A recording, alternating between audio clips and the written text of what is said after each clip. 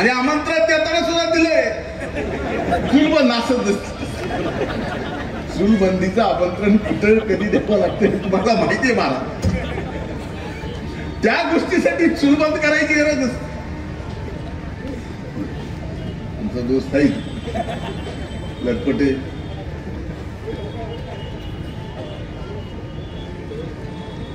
अरे दादागिरी बिदागिरी काही नाही. पैसा गप्प बसू देत नाही. पैसा गप्प बसू देत नाही. हा पैसा कुणाचा? 28,000 शेतकऱ्यांच्या 7/12वर ज्यांनी कारखान्यात ऊस घातला त्या शेतकऱ्याला माहित नाही. ज्याच्या 7/12वर कर्ज, रिटायर हायकोर्ट जज त्यांच्या 7/12वर कर्ज, त्यांच्या भावाच्या 7/12वर कर्ज, त्यांच्या भाऊजाईच्या 7/12वर कर्ज. 28,000 रक्कम 1600 कोटी. साधं कामच नाही. 1600 कोटी बाबू. मग पैसा गप्प बसू देईल का?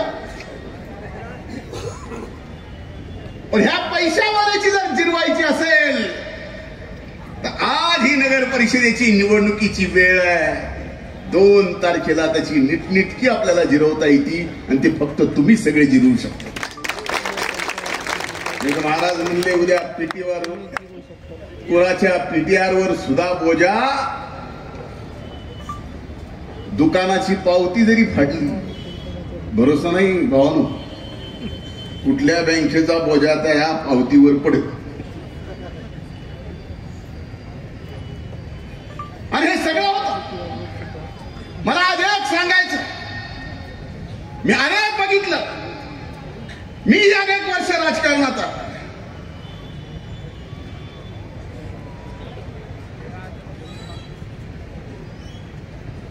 पण एका निवडणुकीत पडल्यानंतर उमेदीच्या दिवसात कॉलेज संपल्यानंतर राजकारणात येणं, राजकारणामध्ये वडिलांच्या आग्रहाखातील, त्यावेळेस तू मामाचं ऐकलं असतंस तर बरं झालं. मी काय आपलं जे बोलतो ते खरं बोलतो. निवडणुकीला उभा राहिला, आपल्या सगळ्यांची सेवा करायचा संकल्प त्याने हाती घेतला. पराभव दिला तुम्ही त्याच्या नशिबी, पण तो हरला नाही. 4 वर्ष नाही पडला तसा. गंगाखेडकरांच्या प्रत्येक सुखात आणि दुःखात मिथिलेश केंद्रे आहे. गेल्या सलग 4 वर्ष कुठल्या ना कुठल्या माध्यमातून आहे. आता मायमाऊलींच्या माध्यमातून सुद्धा तुमच्यापर्यंत आला. बाकीचे कसे बी काही करतील, पण मायमाऊल्यांनो या लेकरांनी तुमच्यावर विश्वास टाकून तुमच्या चौकटीवर डोकं ठेवलं. इथं आलेला वडीलधाऱ्यांनो तुमच्या चौकटीवर तो आला. तुमच्या चौकटीवर त्यांनी डोकं ठेवलं. एखादा उमेदीना आणि बिचार बघा निवडणुकीला आलं, निवडणुकीत तुमच्या नादाला लागलं म्हणजे जनतेच्या. आणखी लग्न बी केलं ना हो. आता एकुलता एक नामा म्हणून तिथं काळजी असेल का?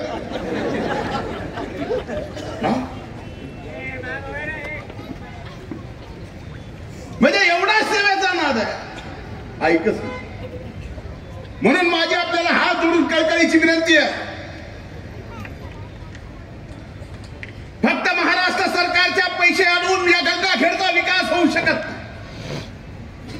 तर आपल्याला केंद्रातून सुद्धा या गोदाकाठच्या गंगाखेडचा अभूतपूर्व विकास करण्यासाठी केंद्रातून सुद्धा पैसे आणावे लागतील. आणि ती ताकद नक्कीच आमच्यात आहे, हा विश्वास द्यायला मिळाला. सर्व समाजाचा विकास या ठिकाणी करण्याचा प्रयत्न या ठिकाणी केला. नाही तर नगर परिषदेमध्ये आपण बघतो माग काय झालं, मला याच्याबद्दल बोलायचं नाही.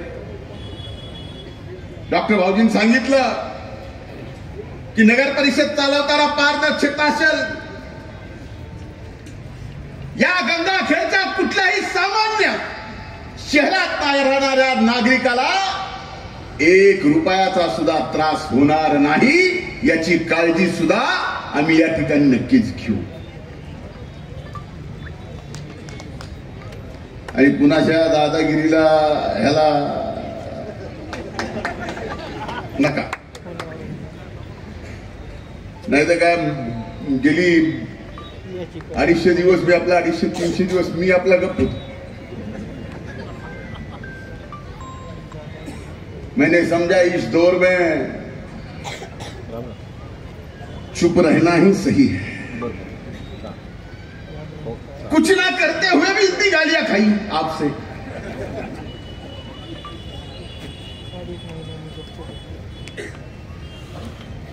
पण आता बोलतो. आणि आपण एकदा बोलायला लागलो. भलेही सरकार पक्षाचे 2-3 पॅनल असतील, वजन थोड़ा तो मेरा ज्यादा होगा. आज भले ही नवाब भाई मंत्री नहीं है, वजन थोड़ा तो सरकार में ज्यादा होगा, मुझसे भी ज्यादा है. माझं असेल ना थोडं. यावेळेस माझी बहीण उभी आहे. ही जबाबदारी भावाची आहे, कारण भाऊ विधिमंडळात ज्या पक्षात ते पक्ष सरकारमध्ये, जे आमचे नेते त्या सरकारची तिजोरी दादांकडे आहे.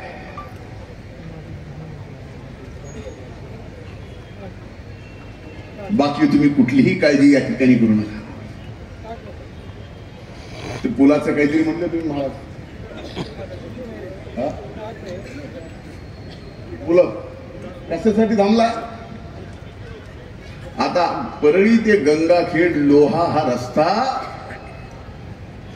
कोविडच्या काळात आपण मंत्री असताना महाविकास आघाडीचे नवाब मी स्वतः नितीन गडकरी साहेबांकडनं मंजूर करून आणलेला आहे.